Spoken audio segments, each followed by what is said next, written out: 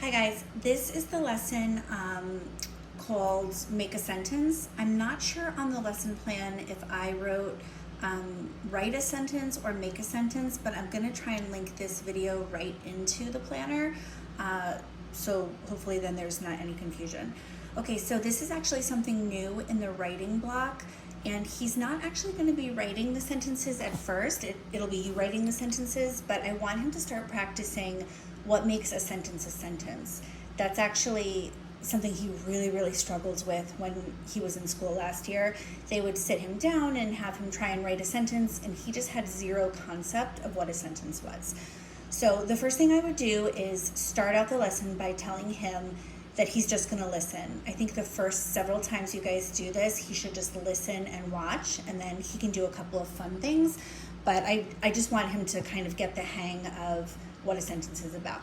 So he's just going to listen, and I would point out that there's words and then there's sentences. So I would say, girl is a word, backpack is a word, music is a word. But a sentence is when we have a whole complete thought.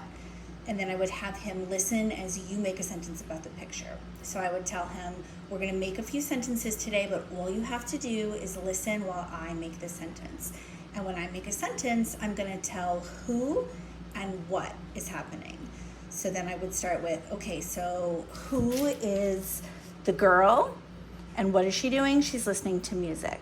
So the girl is listening to music. And I would just stop there. I know on the actual picture there's a where, but he doesn't really need to do that quite yet. So I would just say, that's it, that's a sentence. So girl is a word, but when I have a whole thought about the picture and I say who and what's happening, that's a sentence. So the girl is listening to music. And then the activity part, it's super small, but you could just have him, hold on, I'm gonna grab a bingo marker. You could have him take his bingo marker, and then as you say who and as you say what, he can use his bingo marker to put a dot on those parts. So you would tell him, okay, so the girl is listening to music, so the girl, and then he would dot that, is listening to music, and then he would dot that. So for the who and the what. And then once you're finished with that, you can say, now I'm gonna have you watch me write the sentence. And I would actually, like as you're writing the words, just say them. And then remind him, I'm gonna say who and what's happening in the picture. And then I would come around and I would say, every sentence starts with a capital. So I'm gonna, oops, oh, this marker's not working, hold on.